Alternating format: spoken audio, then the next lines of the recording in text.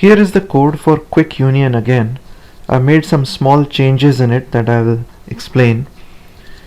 What we are doing is, for each edge u comma v that comes in, we are going to find the leader of u, and the leader of u is what I'm calling as root of u or root u. We are also going to find the leader of vertex v, which I'm calling as root v. If the two leaders are not the same, that means u and v belong to different connected components, and in that case I'm setting the component ID of root v to be equal to root u. So notice that instead of the word component ID, I'm using the word parent here, just to reflect the fact that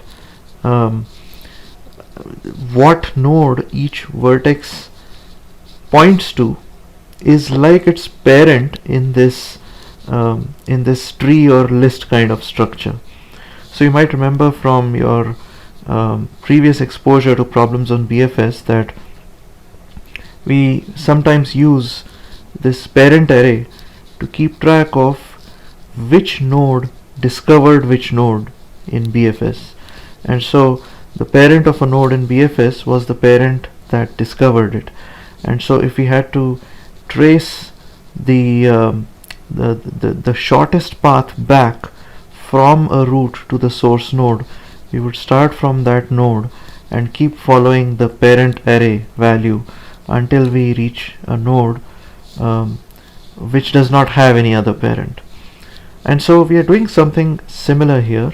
We are effectively representing this list kind of structure as an array called the parent array instead of the component ID array. I've just changed the name here. And since root u and root v are not following anyone else, we know that before this edge came in, the parent of root v was root v itself, the parent of root u was root u itself. But now we decide that the parent of root v is going to be root u, just because v happened to be the second vertex in the pair. And so what we do is we remove this parent pointer from root v to itself and reset it to point to root u. Moreover, we have a compact way to write the find function.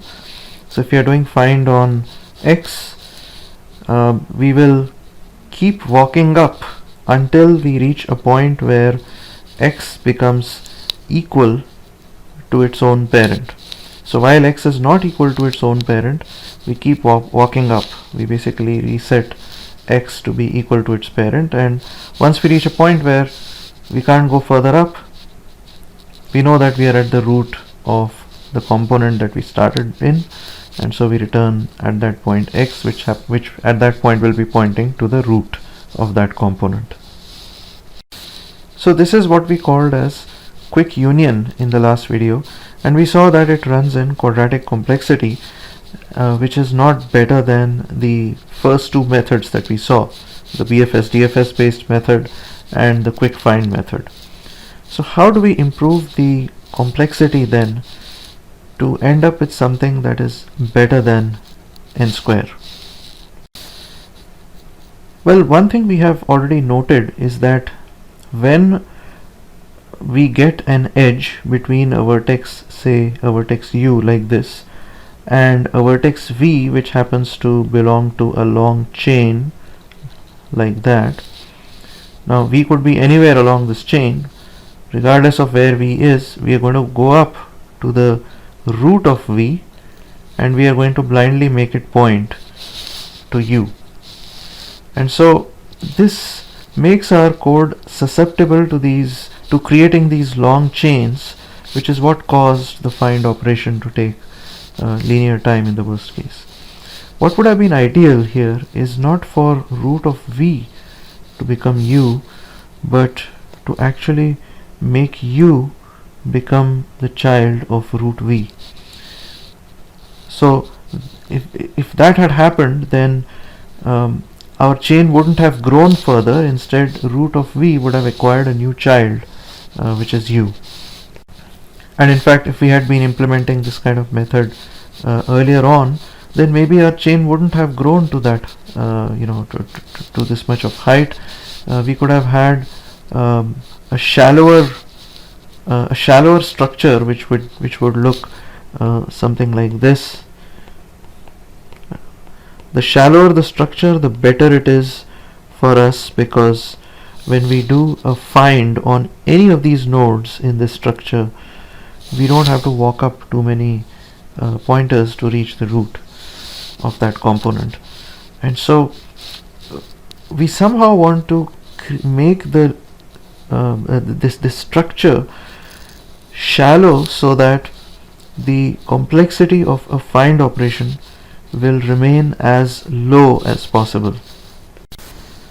So suppose the edge from u to v has just come in, and let's say these are the two trees representing the components to which u and v belong. Let's say they belong to two different components. Their roots are root u and root v respectively, and the size of these two trees is, let's say, n sub u and n sub v, and n sub u is less than n sub v.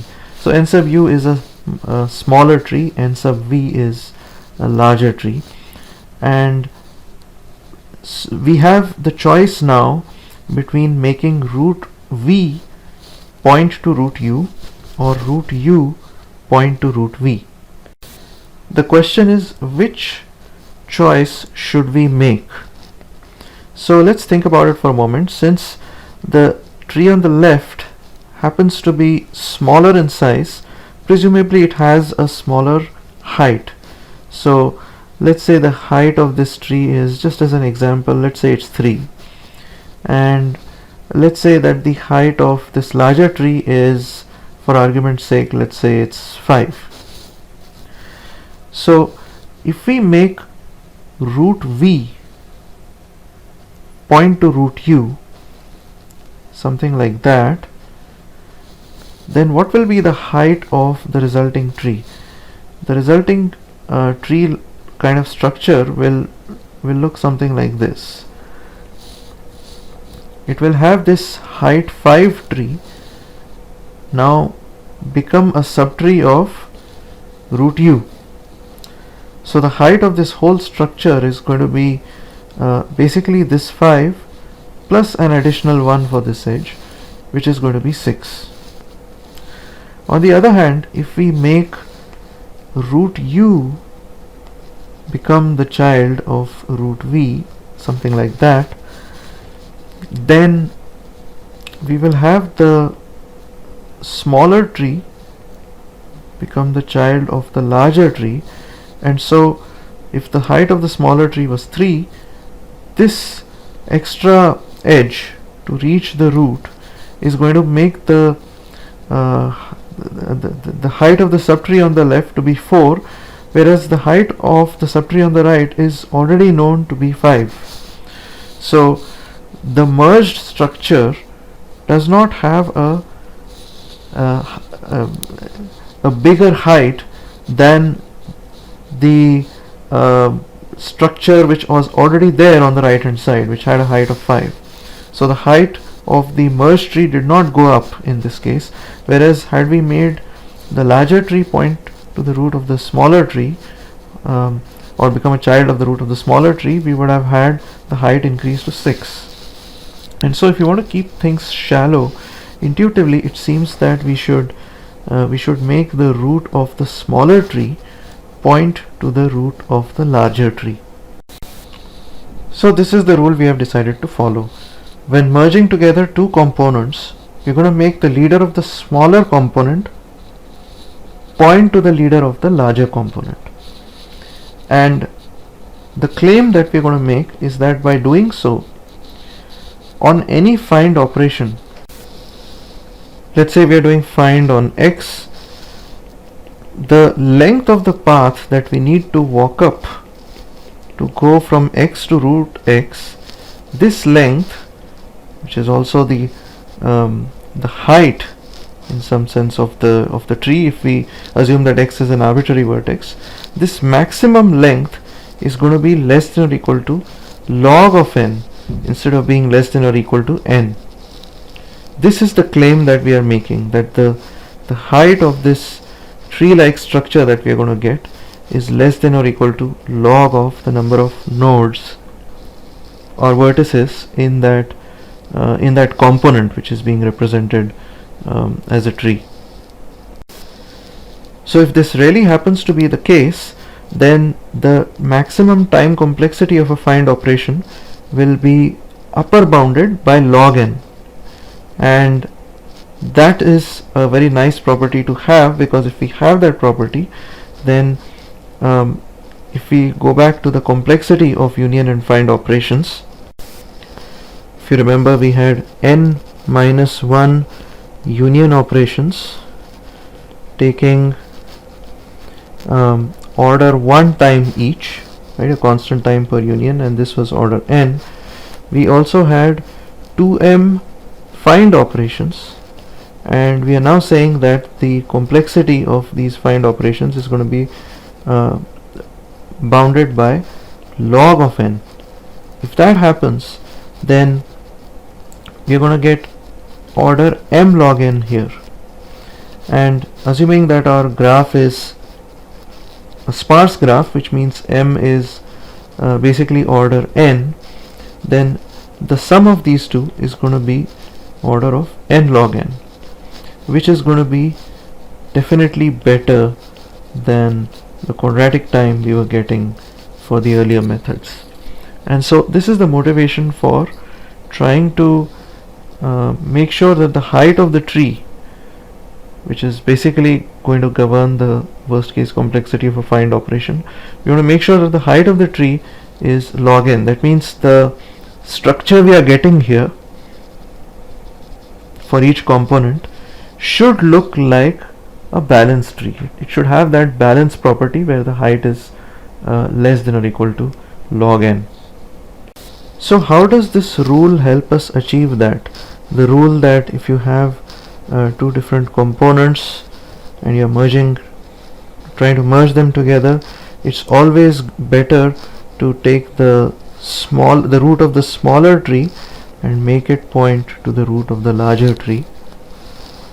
So this way, if we have u and v belonging to different components, then in the merged structure, the height of the overall tree is going to be less than or equal to log of the total number of nodes in the tree. So if the nodes here were n sub u and n sub v, the claim is that the height of the overall structure is going to be less than or equal to log of n sub u plus n sub v. So how do we prove this? We need to prove this. Only then can we assume that the structure we have is basically balanced. It is such that the height is order log n. So we are going to prove this by mathematical induction. We are going to do mathematical induction on the number of union operations being done in this whole process. In other words, we want to show that after any number of union operations, the height of any component that is formed is going to be less than or equal to log of the number of nodes in that component. So proofs by mathematical induction, similar to recursion, start with a base case. So the base case is the scenario before any union operation has happened. So let's say there have been 0 union operations. That means each vertex is in its own component. Can we say that if we pick any component, the height of that component is less than or equal to log of the number of nodes in that component? Well, let's take this isolated vertex here. What's the height of the component tree that it falls in? Well, there is no edge in that tree, so the height is basically 0. How many nodes are there in that tree? There's exactly one node. So is it true that 0 is less than or equal to log of 1? Well, log of 1 is basically 0, and indeed 0 is less than or equal to 0. And so for if there have been 0 union operations, right, for 0 union operations, the claim is true. So when we start out, the claim is clearly true. Now what happens after the first union operation?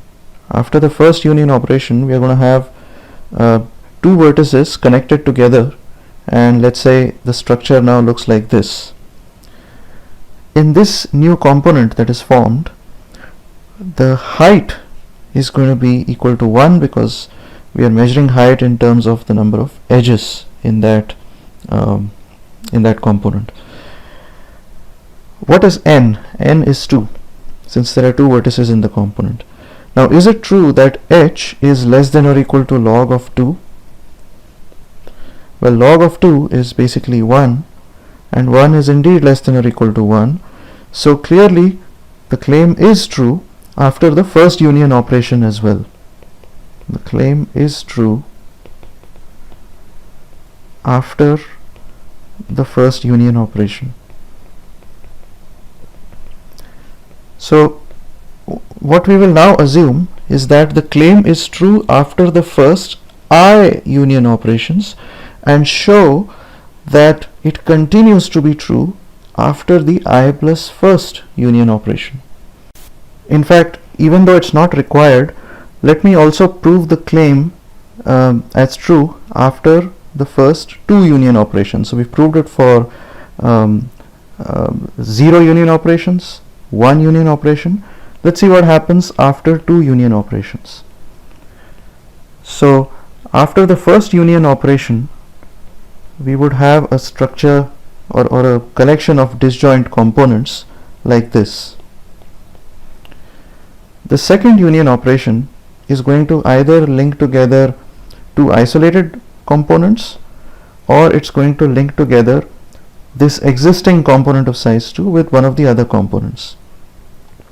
If it so happens that the second union operation links together two isolated vertices into a structure like this, well, we clearly know that for this structure h is clearly less than or equal to log of n. So the claim would be true in that case. What if the second union operation corresponds to a union between this component and let's say this isolated vertex? Well, according to the rule that we have defined, since this isolated vertex has only one node and the other component is larger than it, we will always make the root of the smaller component become a child of the root of the larger component. So after the second union operation, we will get a structure which looks something like this. So these two vertices were part of this larger component, and now we basically have this isolated vertex whose parent now becomes the root of the larger component. Now in this merged structure, you can see that the height is basically 1, the number of nodes is 3. Is 1 less than or equal to log of 3? Well, of course it is, because if 1, we know that 1 was less than or equal to log of 2, log of 2 was 1, so clearly log of 3, which is more than log of 2, is going to be greater than 1.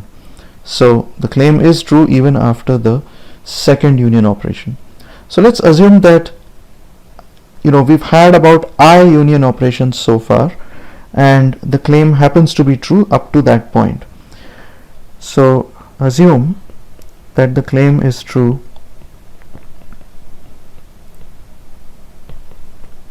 after I union operations for some I, right? We know that it's true for I equal to 0, I equal to 1, I equal to 2. If we can show that for an arbitrary I, if we start out with the claim being true after I union operations, and from that if we can prove that the claim happens to be true, that means h is less than or equal to log of n, this claim happens to be true for any component after I plus 1 union operations, then we would have successfully generalized the proof. We can then say that if given that the claim was true for I equal to 2, it must also be true for I equal to 3. Given that the claim is true for I equal to 3, it must also be true for I equal to 4. And so on. We can just keep going forever and say that after any sequence of union operations, the claim will be true for each of the component trees that we have at that point. So how would we go about proving this? Let's start just before the I plus first union operation. So at that stage, suppose we have a collection of basically structures like this, and we know that for each of these structures the height is less than or equal to log of the number of nodes in each of these tree structures. Now let's say the I plus first union operation is basically this operation. A new edge has come in between two vertices u and v, and we have identified which tree is smaller. So let's say this tree on the left side is smaller than the tree on the right side, and so we are going to make the root of the smaller tree point to the root of the larger tree. So we want to prove that in the resulting tree the height is going to be less than or equal to the log of the number of nodes in that resulting tree. So what is the height of the left tree here? Let's say the height of the left tree here before the union operation was h sub u, and let's say the height of the right tree before the union operation was h sub v. And let's assume that h is the height of the resulting tree after the union operation. Now what could h be? Well, one possibility is that h continues to be equal to h sub v. What if the length of the longest path in the resulting structure happens to look something like this? In that case, we know the length of the longest possible path on the right side is h sub v. So one option is that h could be h sub v. The other option is that the longest path could now move in on the left side, right? The first edge could go into the left subtree, and then we follow the longest path from the left subtree, from the root of the left subtree down to any leaf. And we know the length of the longest path here is h sub u. So with this extra edge, the length of the path would be h sub u plus 1. So between h sub v and h sub u plus 1, we don't necessarily know which will be longer. So the height of the tree is going to be basically the max of these two.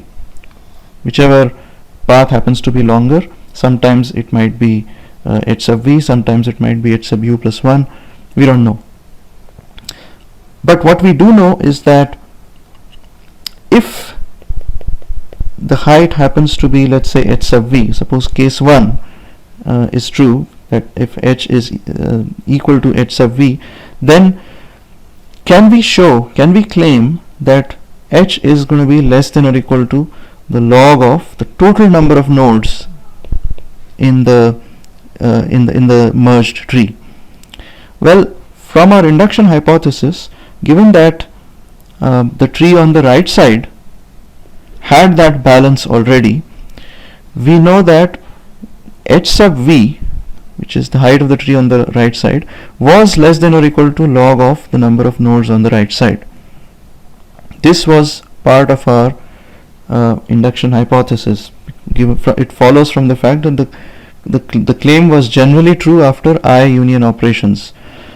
So if h sub v is less than or equal to log of n sub v, then clearly h sub v is going to be less than or equal to log of n sub u plus n sub v. If I just increase the right side, which is what we have when the two trees merge together, we are saying if the height continues to be the same and the number of nodes go up in that structure, then clearly the height, the resulting structure is going to be balanced. So since h is equal to h sub v, clearly h sub v is less than or equal to log of n sub u plus n sub v. It follows directly from the induction hypothesis, and so we can say the claim is true. The claim is going to be true after the I plus first union operation, if it so happens that the resulting tree structure is still dominated by H sub v. But what if the resulting tree has a height that is equal to H sub u plus 1? So what if we are in case 2 where the height of the overall tree is H sub u plus 1? That means basically we have a structure like this, and we are saying that the longest path is basically this edge followed by a sequence of followed by a path whose length is H sub u. If that happens, then can we say that the resulting height is less than or equal to log of the number of nodes in the two trees combined? Can we say that? Well, from the induction hypothesis, we know that H sub u, the height of the left tree, was less than or equal to log of n sub u. Right? This was true before the I plus first union operation happened. So if this was already true, then we know that H sub u plus 1 is going to be less than or equal to log of n sub u plus 1. I've just added a 1 on both sides here. Now H sub u plus 1 is the height of the final tree structure, and we can rewrite the right side as log of n sub u plus log of 2. This 1 can be written as log of 2, and log of a plus log of b is basically log of a times b. Right, so basically we know that the height of the resulting tree is less than or equal to log of twice of n sub u. But because n sub u is so this is n sub u plus n sub u. Now we know that n sub u is less than or equal to n sub v, which is why we did the merge this way and not the other way. So I can write this as less than or equal to n sub u plus n sub v. Right, I've just replaced one of the n sub u's by n sub v's, and so what I can say therefore is that the height of the resulting structure is going to be less than or equal to log of n sub u plus n sub v.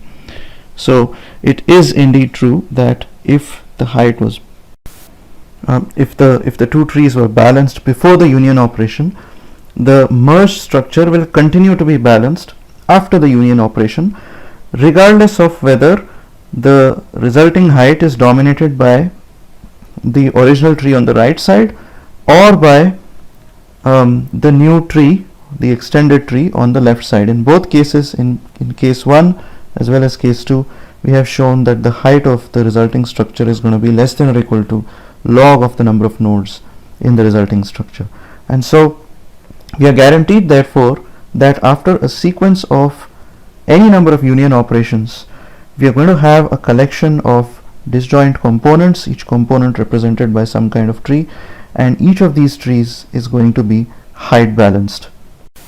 And this means that whenever we have a find operation, the maximum number of edges that we will have to climb up to reach the root node of that component is going to be log of the number of nodes in that component.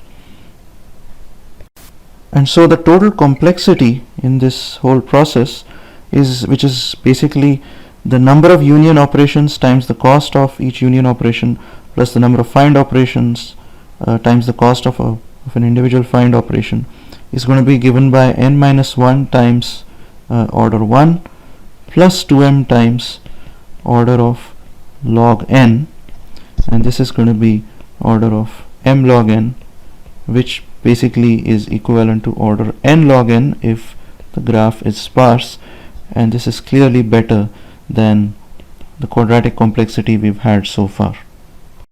So what we have in this method, which I'm going to call as weighted quick union, is that we have a well-defined rule for telling us when we are doing the union operation which leader should become the child of the other leader.